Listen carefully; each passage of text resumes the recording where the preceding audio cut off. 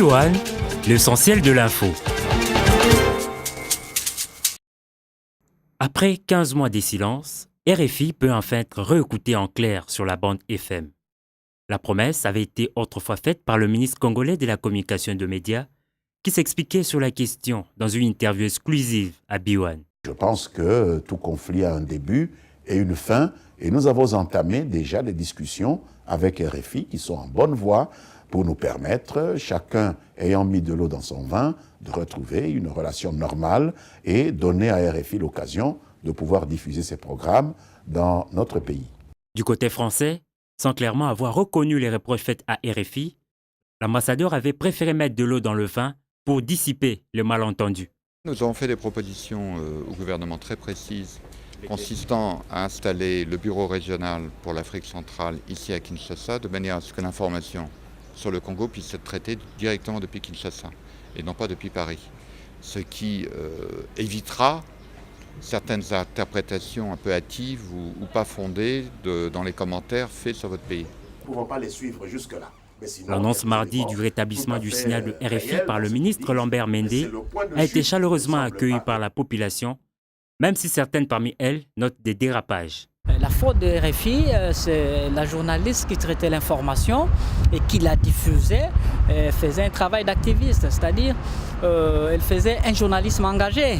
Au lieu de faire comme tout le monde, diffuser l'information afin que celui qui reçoit l'information se fasse une opinion, mais elle-même directement, elle créait des choses, elle faisait de l'engagement, ce qui n'était pas bien. Et quand notre gouvernement a réagi énergiquement, il était dans ses droits. Le gouvernement avait jugé bon d'interdire la diffusion pendant un certain temps de RFI. C'est dans ses droits. Et quand il a compris qu'il fallait les rétablir, ou la rétablir comme c'est une radio, il l'a rétabli et nous sommes très contents de bénéficier encore de ces services. Un traitement équilibré, professionnel de l'information, telle a été la recommandation du gouvernement congolais à la haute hiérarchie de RFI. Il a fait de la prise en charge des victimes de violences sexuelles son cheval de bataille. Rien qu'au cours des 2 dernières années, l'hôpital Il Africa a enregistré environ 5000 cas d'abus sexuels, une comptabilité macabre aux yeux de son médecin directeur. Le chiffre en soi, je ne peux pas vous donner le chiffre brut, mais je vous dis la moyenne, c'est 6 à 7 cas chaque matin que l'on a de femmes et de filles violées qui viennent à l'hôpital. Dans nos statistiques, il y a environ 10% qui tombent enceintes et il y a environ 4% qui sont infectés par le VIH. Les professionnels de santé sont formels. La prise en charge des victimes ne suffit pas pour résoudre le problème. Nous croyons que tout tourne autour de l'impunité. Si on doit donner des sanctions exemplaires aux violeurs identifiés, je crois qu'on peut mettre fin à cette barbarie humaine. Puisque il y a des gens, comme je disais, qui sont bien identifiés et on ne sait pas ce que la justice fait et vous allez les retrouver, ils se promènent tranquillement dans le...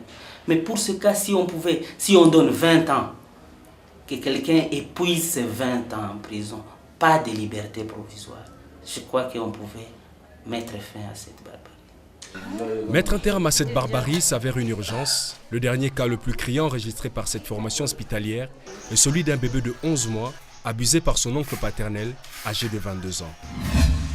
Le retour de Dame la Pluie réveille les craintes de mort par électrocution pour les habitants de Selembao. Cette commune, comme tant d'autres de Kinshasa, s'étale sur des câbles électriques dénudés. Ça, c'est nous chercher la mort. Si quelqu'un est électrocuté, on dirait que c'est de notre faute ou celle des voisins. La SNEL ne vient que pour déposer les factures. Regardez vous-même comment les câbles sont superposés les uns sur les autres. Les enfants jouent par terre et c'est toujours comme ça. Le cri d'alarme de l'autorité de Moualantounou semble être lancé dans le désert. Nous, à notre niveau, on a fait des rapports à l'hierarchie.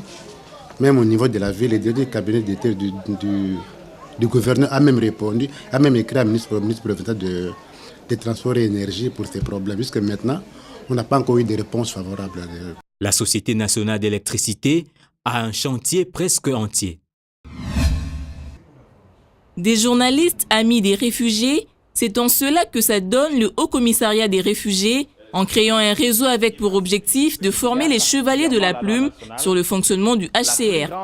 Nous voulons que les journalistes soient très bien outillés, qu'ils maîtrisent ce que nous faisons pour qu'ils puissent nous aider vraiment à faire notre travail.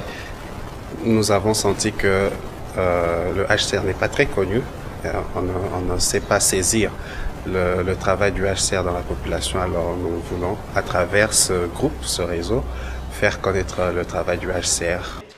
L'occasion a permis aux journalistes amis du HCR d'approfondir leurs connaissances sur cet organe spécialisé des Nations Unies, mais aussi de se familiariser avec des concepts liés à ce domaine. En fait, cette formation a été très bénéfique pour nous parce que ça nous a permis de comprendre un peu la mission du HCR, son mandat et ce qu'il est en train de faire et dans notre pays et à travers d'autres pays d'Afrique, pourquoi pas du monde.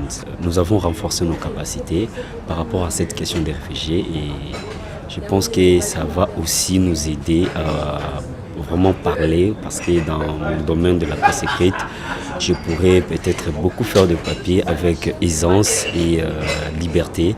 La compréhension sur les réfugiés, les demandeurs d'asile, les rapatriés, parce qu'il y a chaque fois la confusion avec les traitements des mots et des termes dans les domaines journalistiques.